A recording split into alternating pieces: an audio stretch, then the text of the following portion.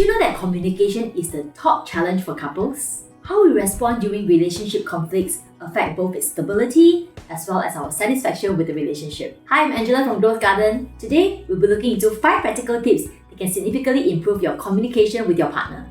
Do subscribe and check out the previous video where I shared how you can set yourself up for a great conversation. I've also included some links in the description below for the books that impacted me the most. However, in this video, I'll be focusing on the practical tips that I found after applying the ideas in my own life.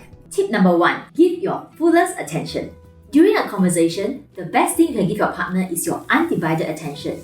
That means no TVs, no phones, and absolutely no distractions. Real listening involves not just your head, it involves your entire being. You're not just listening to the words, but also picking up on the vibes being transmitted and the cues from their body language. If you are distracted, for example, if you are looking at the phone, you probably miss the verbal cues as well as the non-verbal cues being communicated by your partner. In the previous video, we discussed the importance of having the right time and place for your conversations. Then, at the start of the conversation, I find it very useful to intentionally and visibly put my phone out of the way. This signals that I'm ready to be present for the discussion. In another video, I shared about love languages and how my partner and I both share the same primary language of physical touch. So, it helps if you are sitting side by side with each other, holding hands and having eye contact, rather than being face to face across the table like having a confrontation. One great way to show that you are paying attention is to repeat back what your partner just said to confirm that you heard them correctly. During a counseling session, we actually went through an exercise to practice active listening. Here's how it works. Person A starts by sharing something with person B. At this point, Person B can only listen and ask clarifying questions without trying to defend his or her point of view. Then, Person B repeats back to Person A what he or she heard. Now, Person A can confirm if it's correct or if any part has been misunderstood. The goal here is to make sure that Person A feels fully heard and understood. Only then do we switch roles.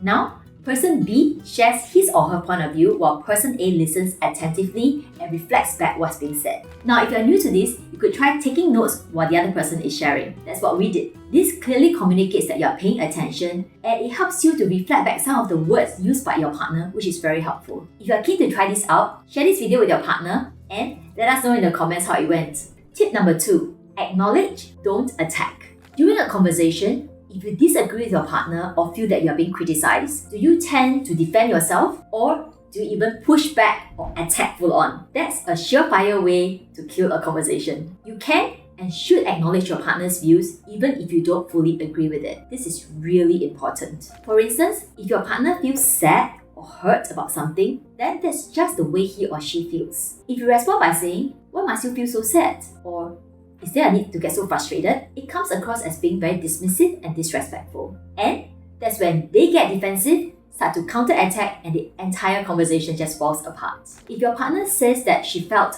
hurt or sad about something that you did, your impulse might be to defend yourself or even blame her for it. You may say something like, "Come on, you're just being oversensitive and just making a big deal out of everything."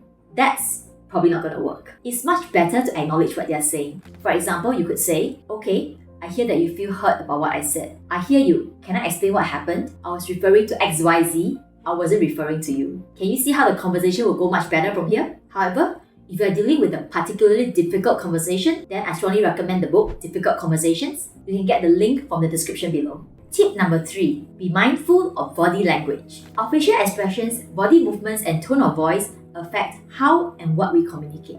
In fact, 93% of meaning is communicated through non-verbal cues, energy, and electrical impulses flowing between two people. And others can often pick up on our true feelings even if you try to hide them. For example, if your partner says, "Yes, I agree," but you see him leaning away from you or avoiding eye contact, chances are there's something else going on. Or you can say, "Yeah, sure," with an eye roll and a sarcastic tone of voice. That means that you're clearly saying anything but.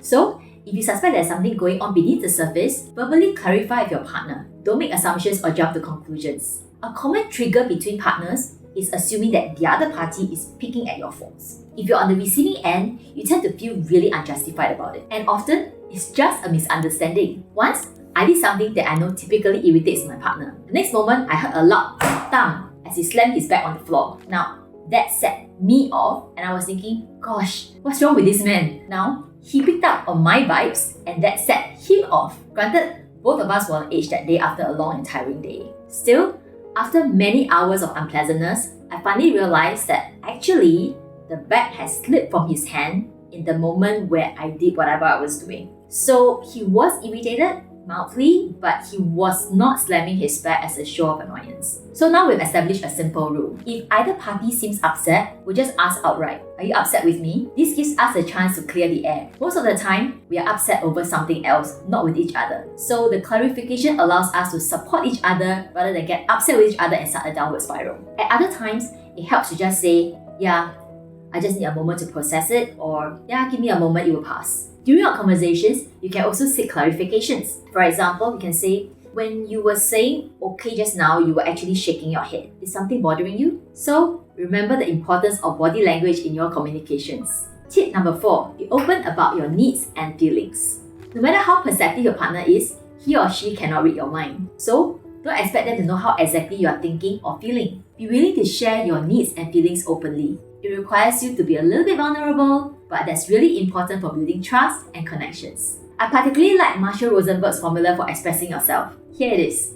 Let's take a moment to digest this before we break down the elements. First, focus on the behaviors that you can actually see and hear. Avoid personal attacks. Here's an example of a specific observation. During dinner, you were on your phone at least half the time, including the time when I was sharing something important. Stay away from personal attacks or generalizations. For example, you're a terrible listener, or you never listen. Now those are personal attacks.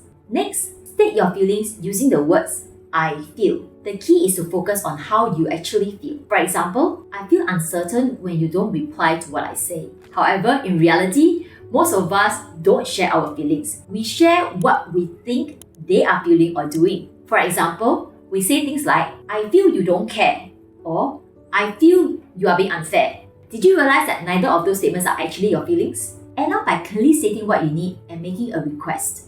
So, back to the previous example. During dinner, you were on your phone at least half the time, even when I was sharing something important. I feel isolated because I deeply value our shared time. Could we keep our phones aside during meals so we can fully enjoy each other's company? If you haven't read the book, I strongly recommend that you do, as it can significantly impact your relationships. The link is below. Tip number 5, speak with a loving approach. How you say something matters as much as what you say. This final tip wraps up everything else that we've explored so far. In my previous video, we shared the importance of setting the right intention, creating a safe, loving space, and approaching the conversation with openness and empathy. In this video, we touch on active listening, acknowledging your partner's needs and feelings, paying attention to body language, and being open with your own needs and feelings. All of these things help to shape your conversations, which in turn shape your relationships. So, make a deliberate effort to express yourself in the loving way that you love your partner to express back to you. Of course, such things takes time.